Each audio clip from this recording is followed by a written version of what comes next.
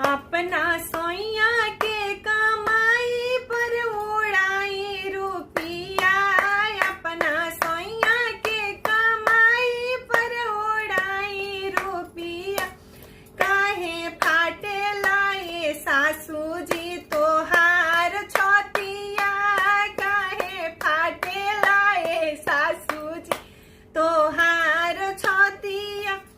अपना राजा के कमाई पर उड़ाई रुपिया, अपना सोइया के कमाई पर उड़ाई रुपिया। काहे फाटे लाए सासू जी तोहार छतिया, काहे फाटे लाए गोतिन जी तोहार छतिया।